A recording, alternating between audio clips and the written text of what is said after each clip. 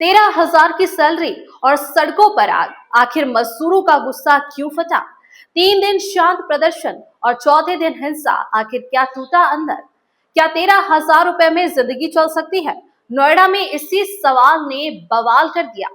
13,000 की सैलरी और सड़कों पर जलती आग, ये सिर्फ दंगे नहीं है, ये टूटते सब्र की आवाज है। 3 दिन तक मजदूर शांत बैठे रहे।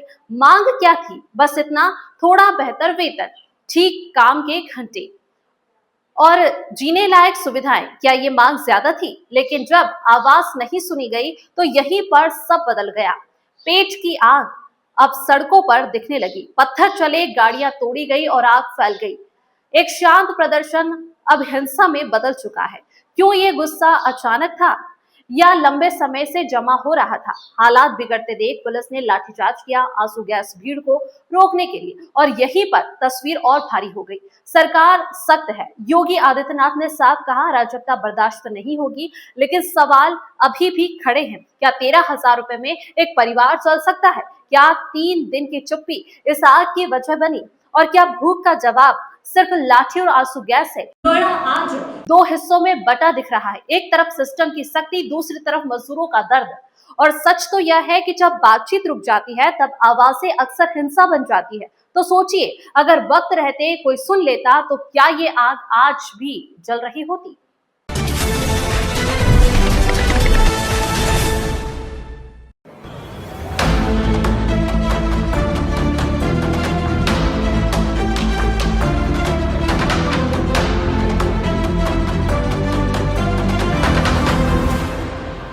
इंसान जब हार जाता है तो या तो वो टूट जाता है या फिर वो बाकी हो जाता है। आज नोएडा की सड़कों पर जो धुआं उठ रहा है वो सिर्फ गाड़ियों का नहीं, वो उन अरमानों की राख है जो रोज सुबह एक मजदूर अपनी सूखी रोटी के साथ चबाता है। 13,000 रुपए। आज के दौर में 13,000 रुपए में तो साहबों के जूतों की जोड़ी आती है, लेकिन यहाँ एक बाप इसी 13,000 में पूरे महीने अपने बच्चों की हसरतें दफन करता है। लेकिन सवाल ये है कि क्या पेट की आग बुझाने के लिए शहर को आग लगाना जरूरी है? क्या हक मांगने के लिए पत्थर उठाना ही आखिरी रास्ता बचा है? आज हंगामा, पथराव और आगजनी की इन तस्वीरों के पीछे छिपी उस इंसानी दर्द को कुरेदेगी जिसने आज नोएडा का दम खोल दिया। देखिए इन हाथों को। ये वो हाथ है जो दिन रात पसीना बहाकर देश की तरक्की के पहिए को घुमाते हैं, लेकिन आज इन्हीं हाथों ने पत्थर उठा लिए। क्यों? क्योंकि जब पेट की भूख और परिवार की बेबसी सर से ऊपर निकल जाती है तो इंसान कानून और कायदे की जंजीरें तोड़ देता है।